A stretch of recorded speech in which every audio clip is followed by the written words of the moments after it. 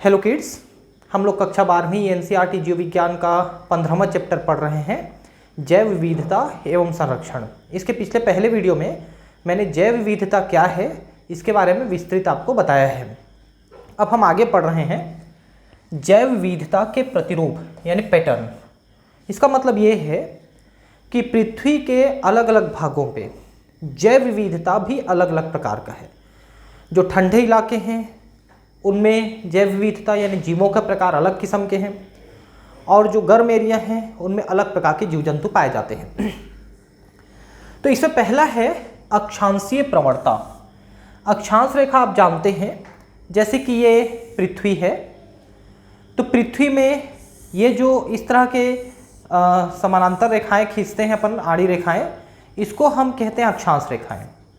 इसमें बीच वाला जो होता है भूमध्य रेखा, ये 0 डिग्री माना जाता है, 0 अंश।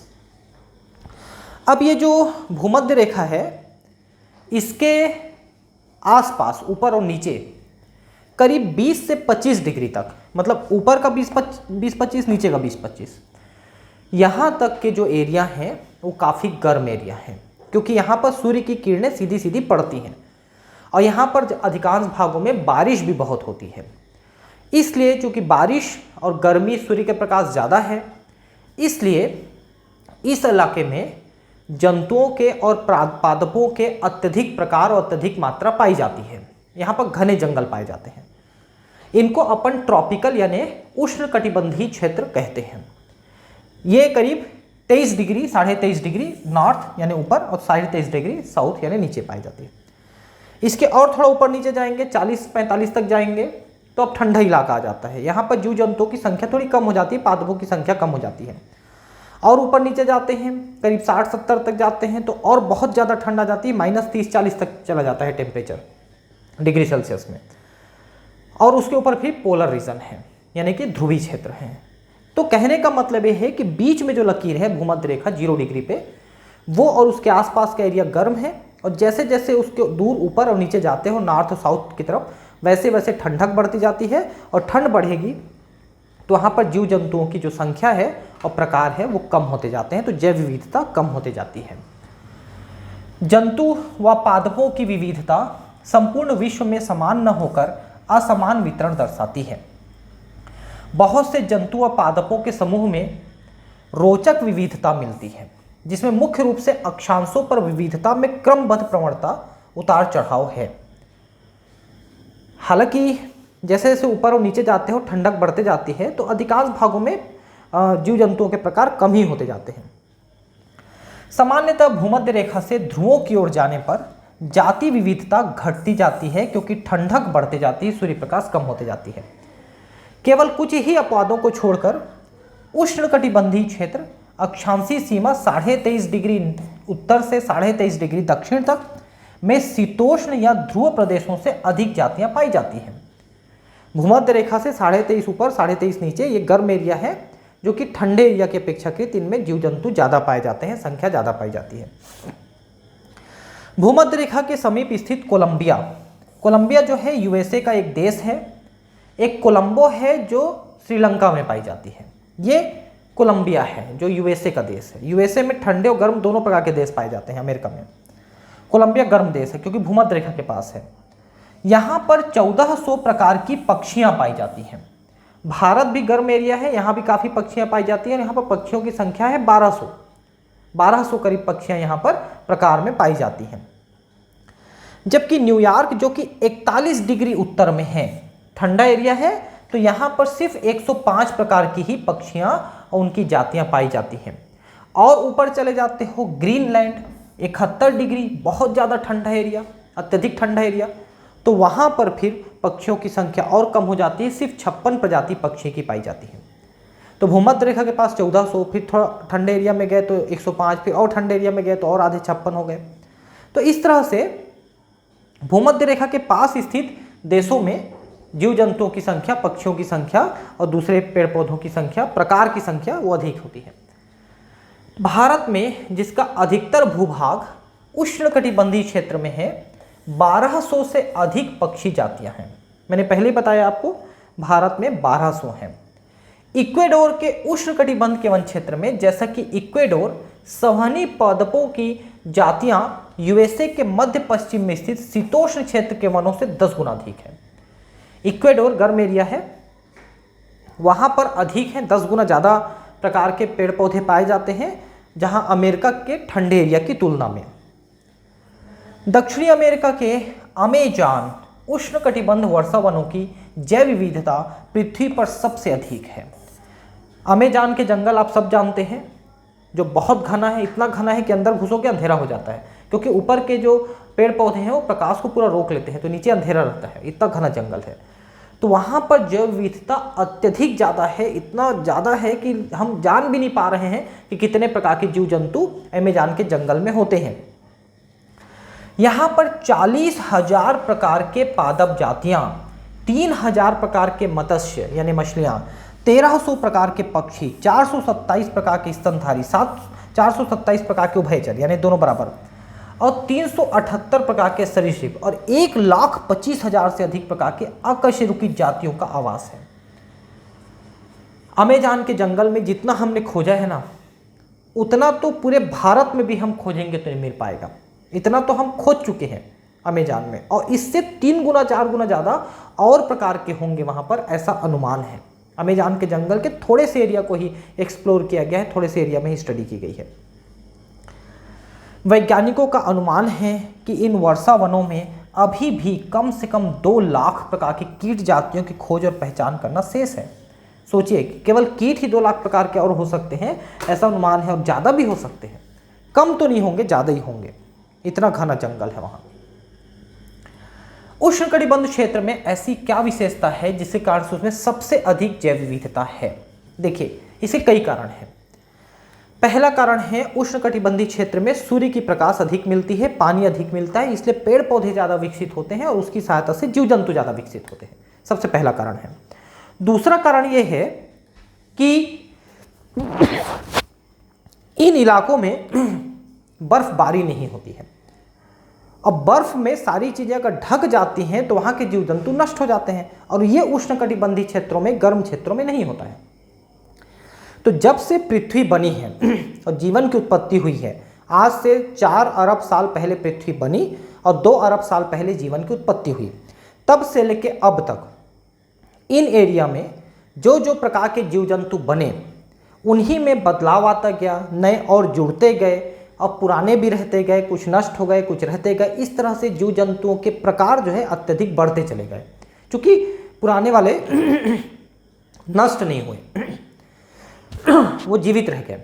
इसलिए जबकि शीतोष्ण एरिया में, जो ठंडे एरिया है, वहाँ पर अभी तक कम से कम 4-5 बार ऐसा हुआ है कि वो एरिया लंबे समय के लिए 300, 400, 500 सालों के लिए भी वो बर्फ में ढक गए हैं, और उसके कारण से वहाँ पर उस समय तक जो प्रजातियाँ रहती हैं वो नष्ट हो जाती हैं, फिर से वहाँ पर नए प्रजाति विकसित होने शुरू होते हैं।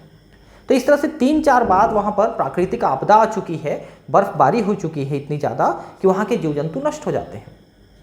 और दूसरा, वहाँ सूर्य की प्रकाश भी कम पड़ती है, उसके कारण से पेड़ पौधे कम विकसित होते हैं और जीव जंतु कम विकसित होते हैं। तो ये सब कारण है कि उष्णकटिबंधीय क्षेत्र जो है बहुत समृद्ध है, और शीतोष्ण प्रदेश जो है वो कम समृद्ध है, उसमें कम पाए जाते हैं। पहला, जाति उद्भवन, स्पेशिएशन आमतौर पर समय का कार्य है, मतलब नई जातियां बनना धीरे धीरे समय अनुसार होते रहता है। शीतोष्ण क्षेत्र में प्राचीन समय से बार बार हिमनदन, ग्लेशिएशन होता रहा है, बर्फ से ढक जाती है, जबकि उष्णकटिबंधीय क्षेत्र लाखों वर्षों से, यानी करोड़ों और अरबों वर्षों से बल्कि अपेक्षाकृत अबाधित रहा है। इसी कारण जातीय विकास तथा विविधता के लिए बहुत समय मिला। जातियां नष्ट नहीं होंगी और जुड़ेंगी तो जल्दी विकसित होगा।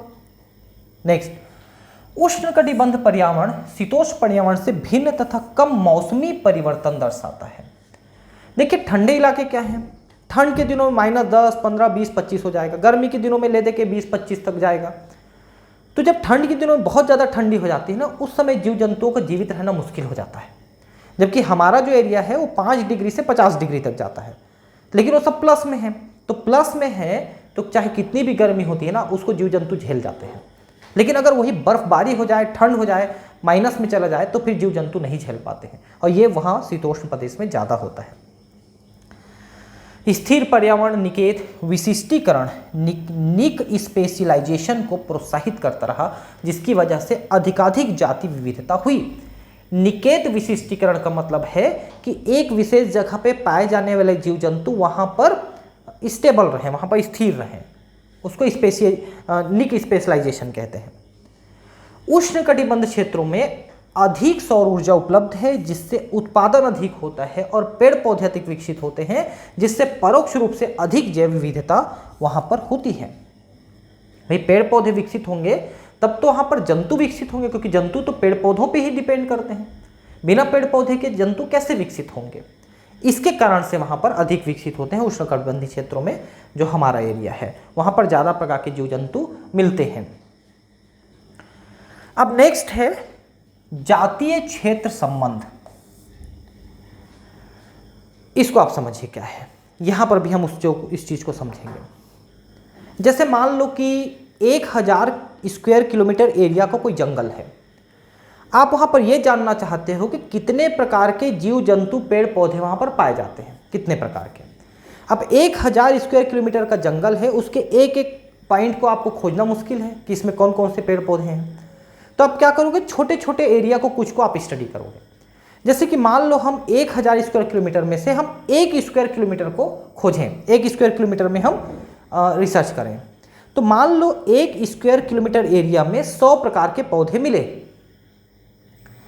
अब आप 2 किलोमीटर को ले लें, तो 2 किलोमीटर में क्या 200 प्रकार के पौधे मिलेंगे? 3 किलोमीटर लोगे तो क्या 300 प्रकार के पौधे मिलेंगे?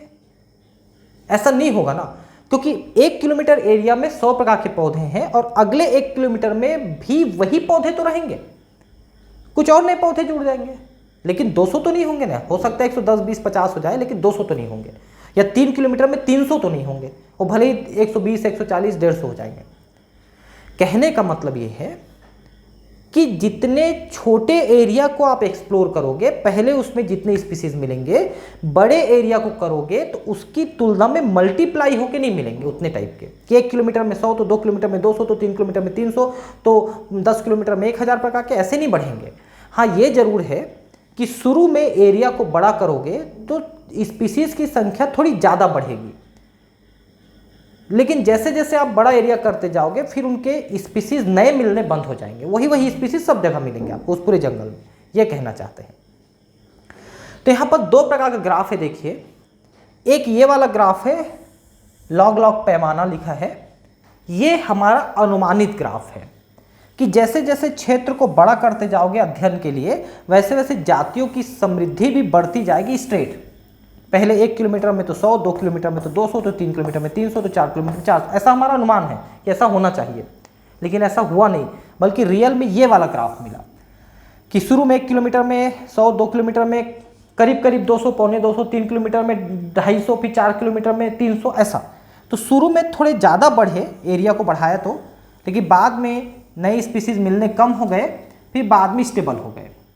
मान लो आपने 50 किलोमीटर को एक्सप्लोर किया, इसमें आपको मान लो 500 प्रकार के मिल चुके हैं। अब वो 500 प्रकार से आपका और बहुत ज़्यादा नहीं बढ़ेगा। आप 1000 स्क्वायर किलोमीटर एरिया को भी खोजोगे तो 500 प्रकार के ही पेड़ पौधे मिलेंगे, 5-10 कम ज़्यादा, ये कहना है। तो ये स्टेबल हो जाएगा। तो यहाँ पर दोनों ग्राफ का फार्मूला भी लिखा है, S=CA⁴Z और log S log C Z log A। इन सब की वैल्यू यहां पर भी छपी हुई है। चलो पहले पढ़ लेते हैं क्या लिखा है।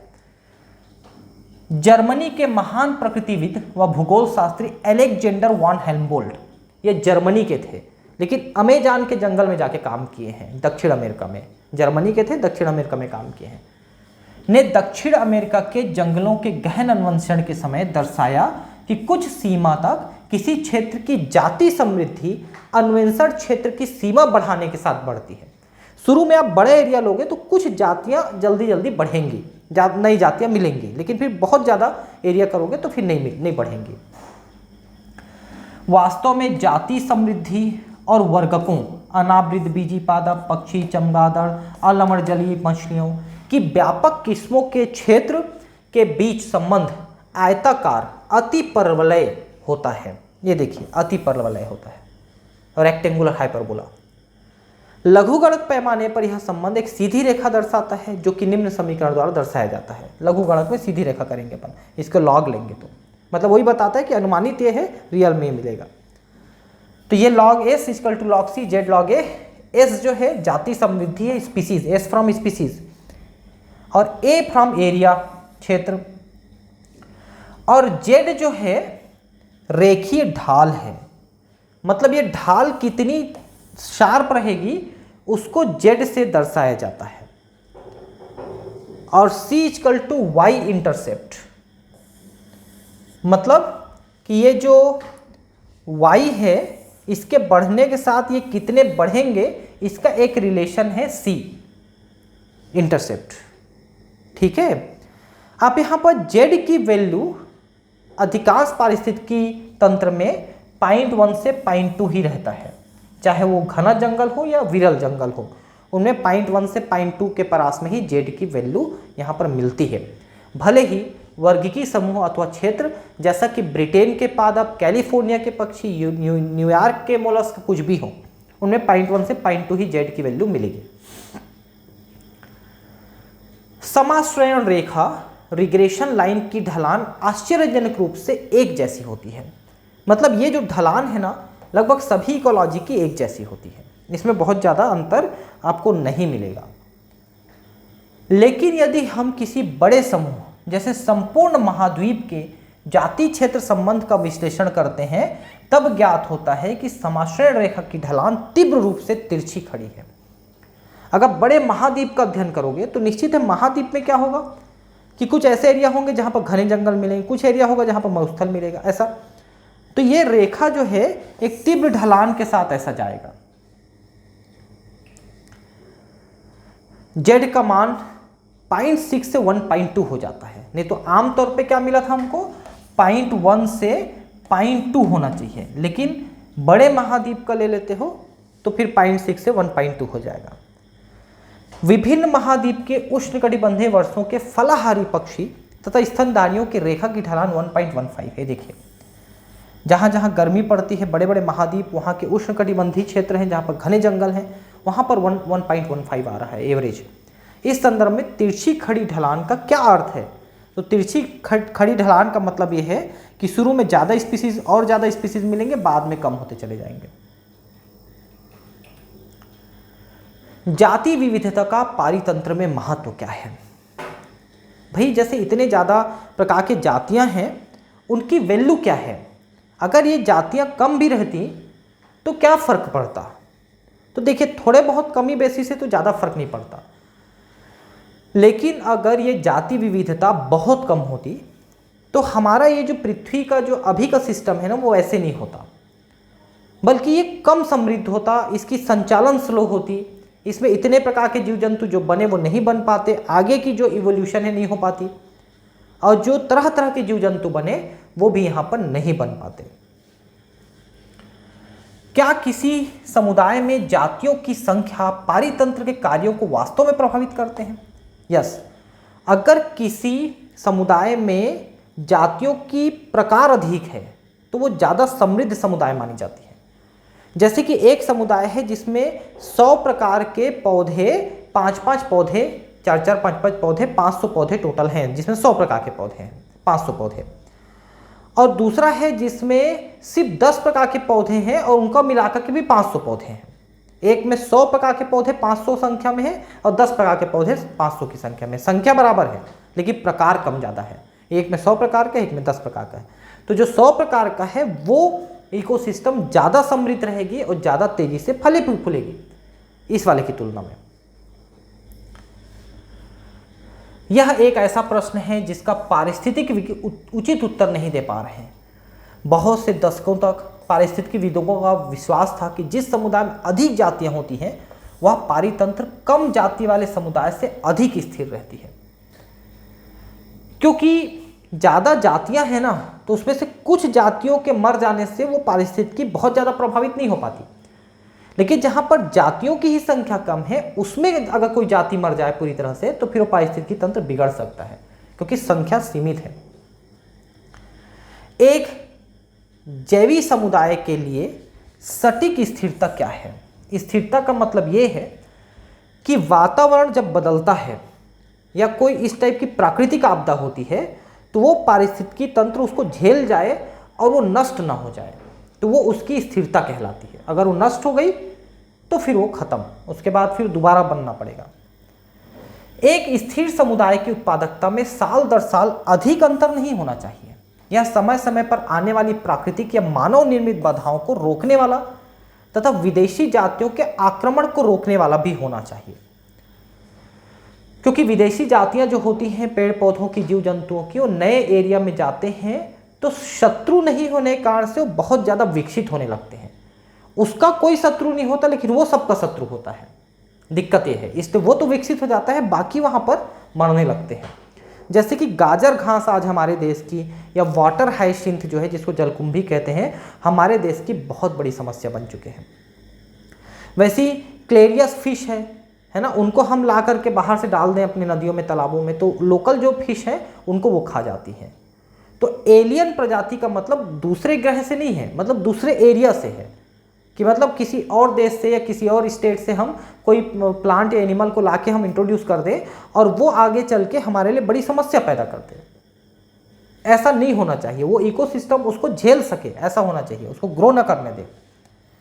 हम नहीं जानते कि ये गुण जाति समृद्धि से किस प्रकार संबंधित है, लेकिन डेविड टिलमैन द्वारा प्रयोगशाला के बाहर के भूखंडों पर लंबे समय तक इकोसिस्टम के प्रयोग इस विषय में कुछ प्रारंभिक उत्तर देते हैं। टिलमैन ने क्या किया? टिलमैन ने पाया कि उन भूखंडों ने जिन पर अधिक जातियां थी साल दर साल कुल जैवभार में कम विभिन्नता दर्शाई। उन्होंने अपने प्रयोगों से यह भी दर्शाया कि विविधता में वृद्धि से उत्पादकता बढ़ती है। मतलब उन्होंने यही दर्शाया कि जिसमें ज़्यादा प्रकार के जीव जंतु हैं ना, वो पारितंत्र ज़्यादा स्थिर है, वो जल्दी नष्ट नहीं हो पाया, ऐसा है, और उसकी उत्पादकता भी ज़्यादा होती है और बढ़ते जाती है। जिसमें कम प्रकार के जीव जंतु हैं वो जल्दी नष्ट हो जाते हैं, स्थिरता कम है। यद्यपि हम पूर्ण रूप से नहीं जानते कि कैसे जाति समृद्धि पारितंत्र अच्छा बनाए रखने में सहयोग प्रदान करती है। वो सहयोग ऐसे करती है भाई कि एक प्रकार का जीव जंतु नष्ट हो जाएगा तो उसकी जगह दूसरा जो है उसके काम को करने लग जाता है, लेकिन अगर वही कम है तो फिर एक मर गया तो दूसरा कोई है ही नहीं, तो क्या होगा? फिर दिक्कत ये है ना। हम यह समझते तथा महसूस करते हैं कि समृद्ध जैव विविधता केवल अच्छे पारितंत्र के लिए आवश्यक नहीं है, बल्कि इस ग्रह पर मानव जीवन को जीवित रखने के लिए भी आवश्यक है, क्योंकि मानव प्रकृति पर ही निर्भर करता है और भले ही वो प्रकृति का ही दुश्मन बना बैठा है। सरकारें जो है ठेके में देके जंगल कटवाती हैं, तो अगर हम ही प्रकृति का दुश्मन बन जाएंगे तो प्रकृति हमारा पोषण कैसे करेगी? वो तो मातृ समान है, माता समान है, हम उसको नष्ट कर देंगे, उसकी हत्या कर रहे हैं, इस टाइप का हो जा रहा है। इस समय जब हम जातियों को भयावह गति से खो रहे हैं तब प्रश्न उठता है, यदि कुछ जातियां लुप्त हो जाएं तो क्या वास्तव में इसका हम पर प्रभाव पड़ेगा? देखिए, कुछ जातियों के विलुप्त होने से तो ज़्यादा प्रभाव नहीं पड़ेगा, लेकिन ज़्यादा विलुप्त हो जाएं तो बहुत प्रभाव पड़ सकते हैं। यदि पश्चिम घाट के यानी कि वेस्टर्न घाट के पारितंत्र से वृक्षों पर पाए जाने वाले मेढक की जाति हमेशा के लिए विलुप्त हो जाए, तब क्या वहां की पारितंत्र कम क्रियाशील होगी? तो ऐसा लगता तो नहीं है कि मेढक के मर जाने से वहां की पारितंत्र में कोई नुकसान होगा, लेकिन सोचिए कि मेढक इतने सारे कीड़े मकोड़ों को खाते रहती है और उनकी संख्या को नियंत्रित रखती है। मेढक मर जाएंगे तो कीड़े मकोड़े बढ़ जाएंगे, फिर वो पेड़ पौधे की पत्तियों को खाएंगे, फिर पेड़ पौधे नष्ट होंगे, वो पारितंत्र नष्ट हो जाएगा। मतलब यह है कि एक मेढक जैसे एम्फीबिया के नष्ट होने से भी पारितंत्र नष्ट हो सकता है, ये कहना है। यदि पृथ्वी पर 20,000 प्रकार की जाति के चींटियों के स्थान पर केवल 15,000 जातियां ही रहें, तब हमारा जीवन किस प्रकार प्रभावित होगा? तब ज़्यादा प्रभावित नहीं होना चाहिए। लेकिन अगर उन चींटियों में ऐसी प्रजातियां शामिल हैं जो हमारे पेड़ पौधों को, खाने पीने के देने वाले पेड़ पौधों को अगर परागण करते हैं, पॉलिनेशन करते हैं, और अगर वो चींटियां ना हो तो वो पेड़ पौधे जीवित नहीं बचेंगे, मतलब वो अगली पीढ़ी नहीं बना पाएंगे। बिना पॉलिनेशन के, बिना परागण के वो अगली पीढ़ी नहीं तैयार कर पाएंगे। इसलिए चींटियां जितनी प्रकार की हैं उतने प्रकार का होना जरूरी है। उनमें से बहुत सारे ऐसे हैं जो हमारे लिए परागण करके देते हैं पौधों को। इन सीधे प्रश्नों का कोई उत्तर नहीं है, लेकिन स्टैनफोर्ड के पारिस्थितिकविद पॉल एहरलिच द्वारा उपयोग की गई रिवेट पॉपर परिकल्पना से हम एक सही विचार प्रस्तुत कर सकते हैं। देखिए, एहरलिख ने रिवेट पॉपर का कंसेप्ट बताया। रिवेट पॉपर एक प्रकार का कील होता है जिसको दो सरफेस को जोड़ने के लिए इस्तेमाल करते हैं। जैसे मान लो ये दो प्लेट है, मान लो स्टील के दो प्लेट हैं, इनको जोड़ना है। आप क्या करेंगे, इसमें छेद कर देंगे और ये रिवेट होता है, इसको ऐसे घुसा देंगे इसके बीच में और दोनों तरफ से ऐसे ठोक देंगे तो ये फैल करके चिपक जाएगा और दोनों सरफेस को ऐसे बढ़िया से जोड़ देगा, फिर वो जल्दी से निकलेगा नहीं। इसे रिवेट कहते हैं।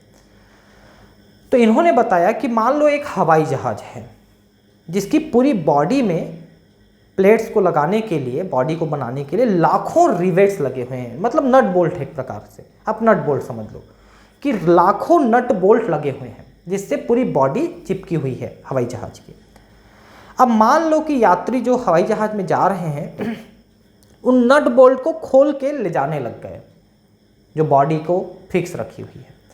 तो मान लो लाखों नट बोल्ट है एक बॉडी में, उसमें से कुछ नट बोल्ट को आप निकाल लोगे तो वो बॉडी क्रश नहीं करेगी, वो टिकी रहेगी। वैसे ही इकोसिस्टम में जो लाखों प्रकार के जीव जंतु हैं उनमें से कुछ के विलुप्त हो जाने से हमको ज़्यादा कुछ फर्क पड़ते नहीं दिखता है। लेकिन मान लो उसी हवाई जहाज के नट बोल्ट को आप निकालते रहे और लाखों में से अधिकांश निकलते चले गए तो एक समय आएगा कि हवाई जहाज का जो बॉडी है वो क्रश कर जाएगा, टूट जाएगा। वैसे ही इकोसिस्टम में भी अगर ज़्यादा प्रजातियों को आप विलुप्त कर दोगे तो इकोसिस्टम क्रश कर जाएगा।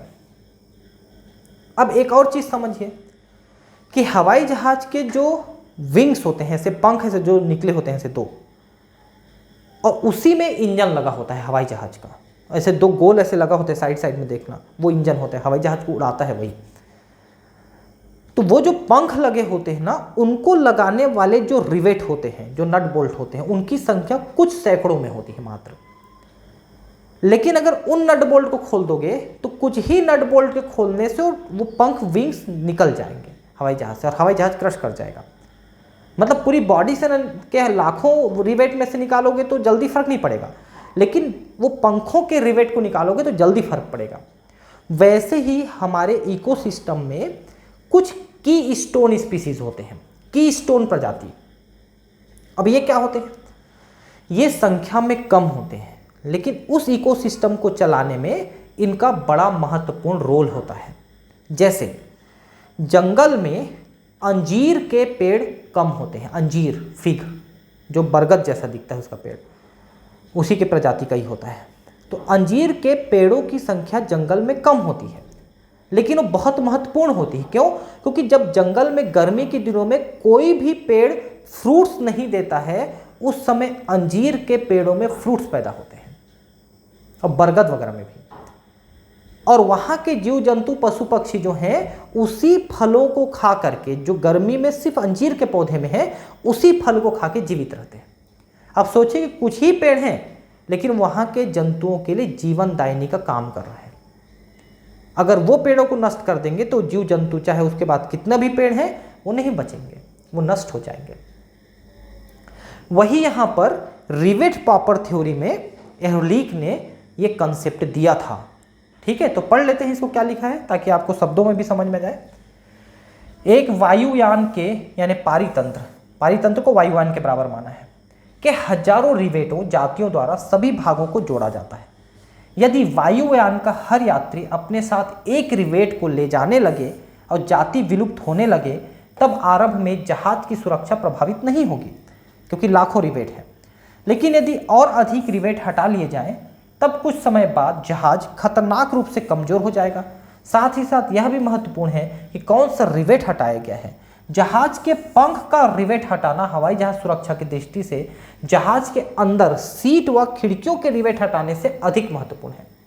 पंखों के रिवेट, यहाँ जहाज के पंख के रिवेट को पारितंत्र की मुख्य जातियों से तुलना की गई है जिनको हम कीस्टोन स्पीसीज कहते हैं, उनसे तुलना की गई है।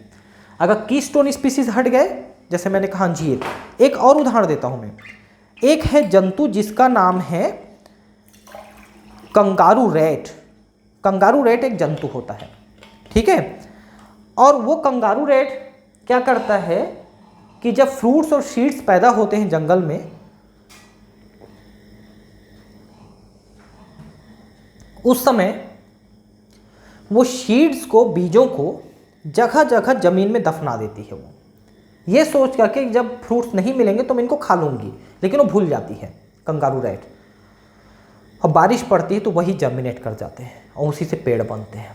तो जंगल में जो पेड़ उगे हुए हैं ना, उनको उगाने में कंगारू रैट का बड़ा महत्वपूर्ण योगदान है। और इसीलिए कंगारू रैट मर जाएगा तो भी जंगल के विकसित होने के चांसेस कम हो जाएंगे। अब है जैव विविधता की क्षति। लगातार हम पेड़ पौधे काट रहे हैं, जंगल काट रहे हैं, लगातार पेड़ पौधे नष्ट हो रहे हैं, उसके कारण से जंतु नष्ट हो रहे हैं। अब बहुत सारे जीव जंतु जो हैं पूरी तरह से विलुप्त हो चुके हैं। इनमें से कुछ को तो हम जानते हैं और अधिकांश को हम जानते ही नहीं हैं कि कौन थे और नष्ट हो चुके हैं, ये हमको मालूम ही नहीं है। जबकि यह संदेहपूर्ण है कि क्या जाति उद्भवन द्वारा कुछ नई जातियां पृथ्वी की जातियों में सम्मिलित होती हैं। नई जातियां उत्पन्न हो रही कि नहीं ये कंफर्म नहीं है, लेकिन पुरानी जातियां जो हैं वो नष्ट हो रही ये कंफर्म है। इनमें कोई संदेह नहीं है कि उनकी निरंतर हानि होते रहती है। हमारे ग्रह पर जैव संपदा भंडार में तेजी से हानि हो रही है, तेजी से जीव जंतु कम हो रहे हैं बॉस। इसके लिए मानव क्रियाकलाप मुख्य कारण है। मानव द्वारा प्रशांत उष्णकटिबंधीय द्वीपों पर आवासीय बस्तियां स्थापित करने से वहां के मूल पक्षियों की 2000 से अधिक जातियां विलुप्त हो गई हैं। जंगलों में इंसान बसा रहे हो, जंगल काट करके घर बना रहे हो, पेड़ नष्ट होंगे तो पक्षी नष्ट हो जाएंगे। अब आप ही बताइए कि आप शहर में अगर रहते हो या गांव में रहते हो, पहले जितनी गौरैया चिड़िया दिखती थी, स्पैरो गौरैया, क्या आजकल उतनी दिखती है? गांव है तो फिर भी थोड़ी बहुत दिखती है, शहर में तो दिखती नहीं। मेरे घर के आसपास एक भी गौरैया नहीं आती है यहां पर। IUCN, international union for natural resources, conservation of nature and natural resources की लाल सूची 2004 रेड लिस्ट के साक्ष्यों के अनुसार पिछले 500 वर्षों में 784 जातियां, जिनमें 338 कशेरुक हैं, 359 अकशेरुक हैं और 87 पादप हैं, ये लुप्त हो गई हैं 500 सालों में। और आपको बता दें कि भले ही 500 साल लिखा है, लेकिन इनमें से अधिकांश विलुप्त पिछले 1 से 150 साल में हुआ है, 100 से 150 साल में विलुप्त हो गए हैं। नई विलुप्त जातियों में मॉरिशस की डोडो, डोडो एक पक्षी थी, मॉरिशस में पाई जाती थी, अभी 300 साल पहले ही नष्ट हुई है वो। अफ्रीका की क्वागा, ऑस्ट्रेलिया की थाइलेसिन, रूस की स्टेलर समुद्री गाय एवं बाली, जावा और कैस्पियन के बाघ।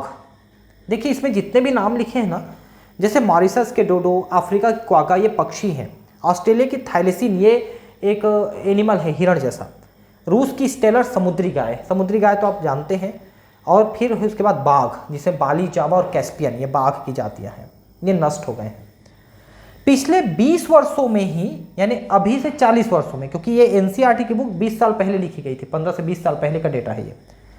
तो 40 वर्षों में 27 जातियां विलुप्त हो गई हैं।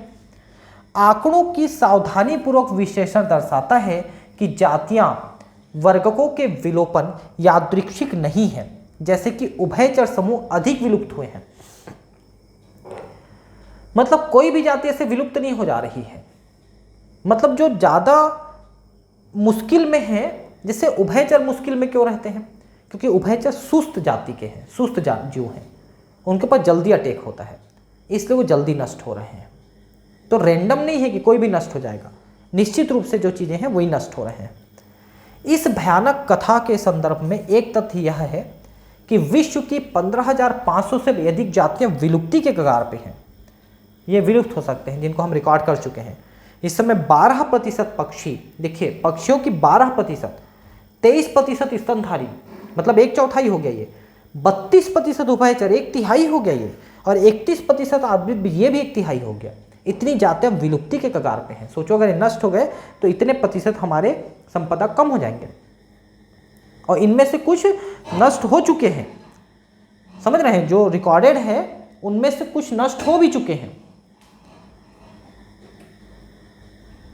जीवाश्म अभिलेखों के माध्यम से पृथ्वी पर जीवन के इतिहास के अध्ययन से हमने जाना कि जातियों की बड़े पैमाने पर जैसी हानि हम आजकल देख रहे हैं वैसी मानव के आगमन से पहले भी हुई है।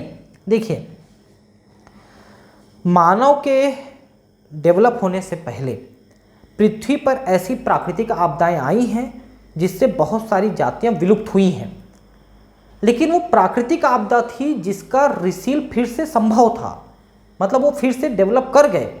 लेकिन मानव के द्वारा नष्ट किए गए जातियां जो है, मानवीय क्रियाओं के द्वारा नष्ट किए गए जातियां फिर से उस तरह की वापस आने के कगार पे नहीं है, वापस नहीं आ पाएंगी। ये अंतर है दोनों में, और बहुत ज़्यादा तेजी से हो रही है। मतलब पहले प्राकृतिक तौर पे जितनी हुई उसकी तुलना में कई गुना ज़्यादा तेजी से मानवीय क्रियाओं से हो रही है।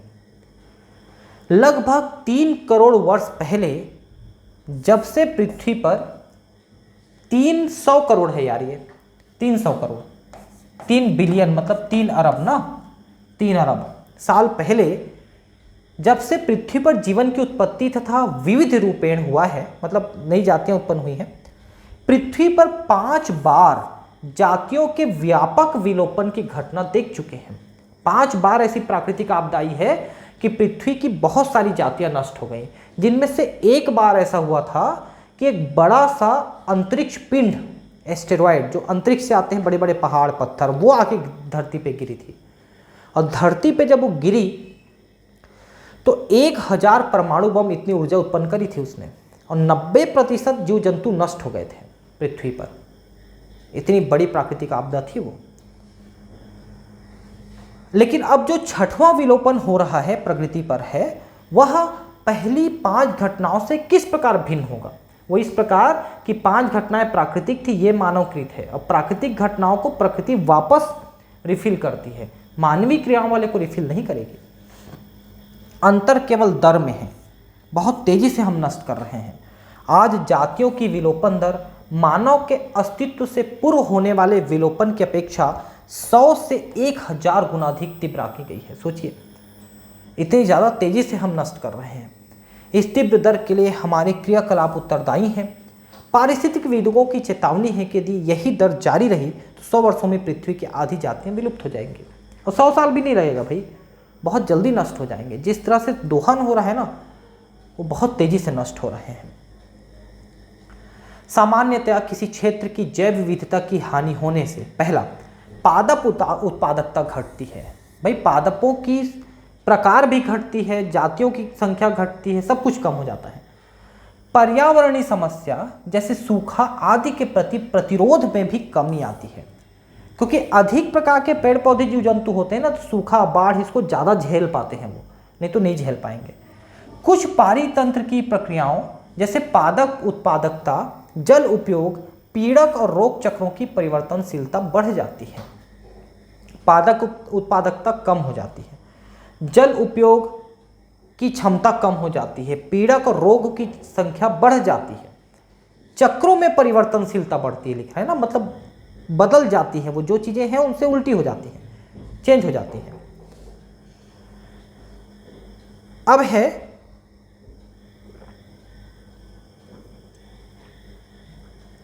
जैव विविधता की क्षति के कारण, मतलब क्यों नष्ट हो रहे हैं भाई जातियां? एकमात्र कारण है जंगलों की कटाई, पेड़ पौधों की कटाई, यही एकमात्र कारण है। अब बाकी और छोटे मोटे कारण तो बहुत सारे हैं। जाति विलोपन की बढ़ती हुई दर जिसका विश्व सामना कर रहा है, वह मुख्य रूप से मानव क्रियाकलापों के कारण है। इसके 4 मुख्य कारण हैं। पहला, आवासीय क्षति तथा विखंडन।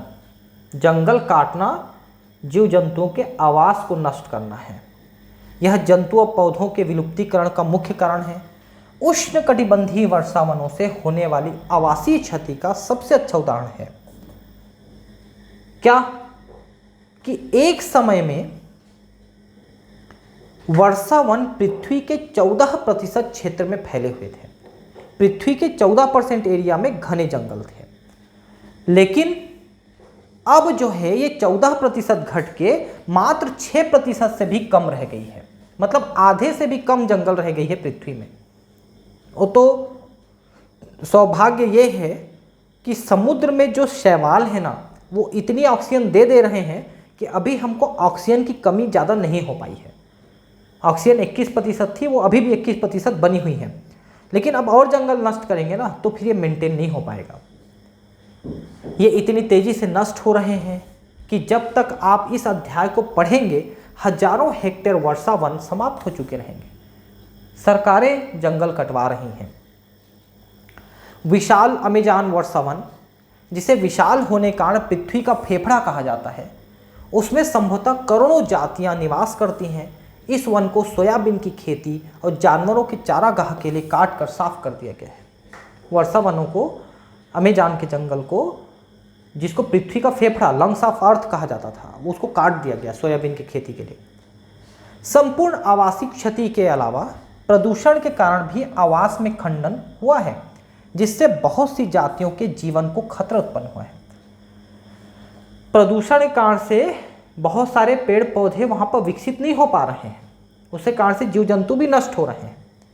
जब मानव क्रियाकलापों के द्वारा बड़े आवासों को छोटे छोटे खंडों में विभक्त कर दिया जाता है, तब जिन स्तनधारियों और पक्षियों को अधिक आवास चाहिए तथा प्रवासी स्वभाव वाले कुछ प्राणी बुरी तरह प्रभावित होते हैं, जिससे समष्टि में कमी होती है। देखिए, जंगल को जब आप काट के छोटा कर देते हो तो वे जीव जिनको बड़ा एरिया चाहिए वो नष्ट हो जाएंगे। जैसे कि पक्षी है, वो छोटे मोटे एरिया नहीं, थोड़े बड़े एरिया में रहना पसंद करेंगे, नहीं तो वो नष्ट हो जाएंगे। वैसे ही माइग्रेटरी बर्ड वगैरह हैं या माइग्रेटरी फिश वगैरह हैं या जो भी हैं, वो नष्ट हो जाएंगे, क्योंकि उनको वहाँ जा कर के वो चीज़ नहीं मिलेगी जो उनको चाहिए रहता है। जैसे मान लो अभी भरतपुर है हमारा, राजस्थान भरतपुर, वहाँ केवला देव नेशनल पार्क है, उसमें विदेशी पक्षी आते हैं, वो साइबेरिया, रूस से आते हैं गर्मी ठंड के दिनों में, और वो बड़ा एरिया है इसलिए उसमें आते हैं। अगर उसको काट के छोटा कर देंगे, आना बंद कर देंगे, वो या नष्ट हो जाएंगे, आकर के मर ही जाएंगे। अति दोहन, जब हम प्रकृति से अपनी आवश्यकता के अलावा लोभ के मारे, लालच के मारे हम ज़्यादा निकालने लग जाएं तो वो अति दोहन कहलाएगी।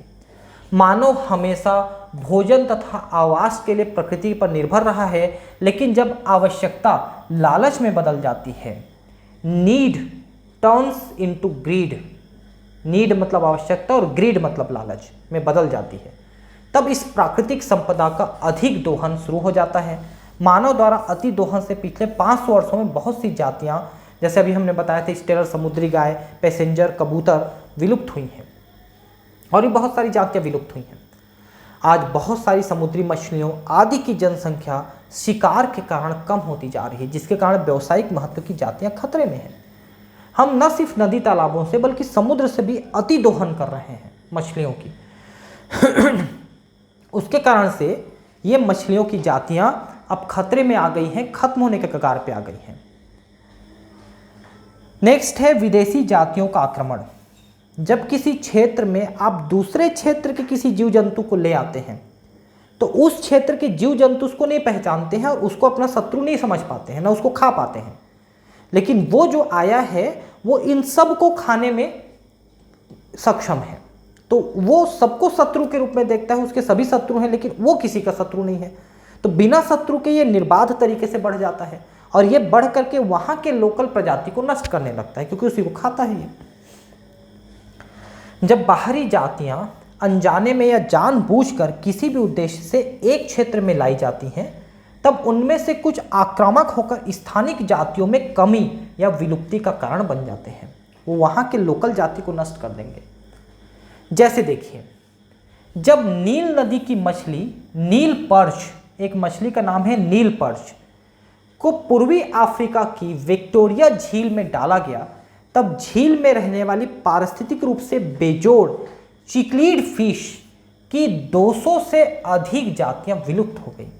लो तो नील नदी के मछली को ले जाके विक्टोरिया झील में डाला गया जो अफ्रीका में है, तो विक्टोरिया झील में वो इतनी वृद्धि कर गई कि वहां से 200 प्रजाति की मछली नष्ट हो गए, इतनी ज़्यादा पावरफुल। आप गाजर घास पार्थेनियम के बारे में जानते होंगे।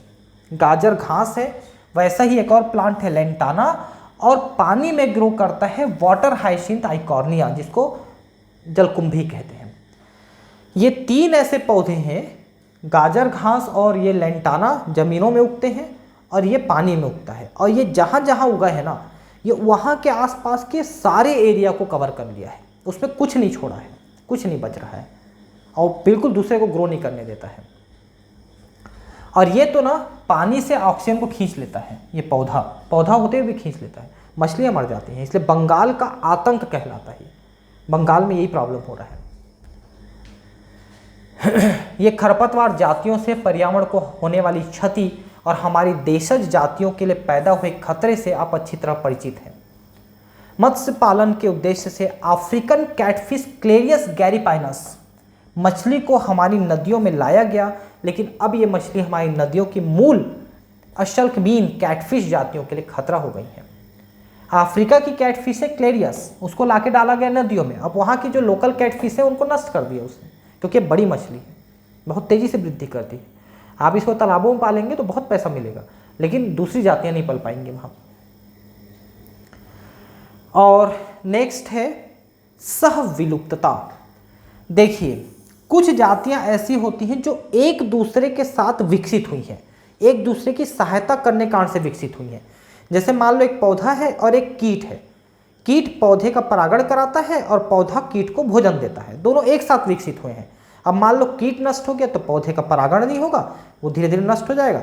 और अगर पौधा नष्ट हो गया तो कीट को भोजन नहीं मिलेगा, वो नष्ट हो जाएगा।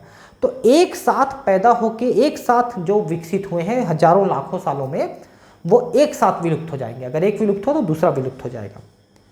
जब एक जाति विलुप्त होती है तब उस पर आधारित दूसरी जंतु व पादप जातियां भी विलुप्त होने लगती हैं। जब एक परपोषी मत्स्य जाति विलुप्त हो जाती है तब उसके विशिष्ट परजीवियों का भी वही भविष्य होता है। मछलियों पे बहुत सारे प्रकार के परजीवी विकसित होते हैं। परजीवियां पलती हैं मछली के ऊपर। अगर मछली नष्ट हो गई तो परजीवी नष्ट हो जाएंगे, जिसमें प्रोटोजोअन्स होते हैं बहुत सारे। दूसरा उदाहरण विकसित को-इवॉल्व्ड परागकारी पॉलिनेटर्स सहोपकारी म्यूचुअलिज्म का है, जिसमें एक पादप के विलोपन से दूसरे कीट का विलोपन में निश्चित रूप से होता है। तो मैंने अभी परागण का एग्जाम्पल बताया कि एक कीट परागण करा रहा है, कीट नष्ट हो गया तो पौधा नष्ट हो गया तो कीट नष्ट हो जाएगा। ये को-इवॉल्व्ड है, मतलब एक साथ विकसित हुई जातियां हैं। ठीक है दोस्तों, एक और क्लास में हम इसको खत्म कर देंगे, इस चैप्टर को, है ना। मिलते हैं अगले क्लास में। Thank you.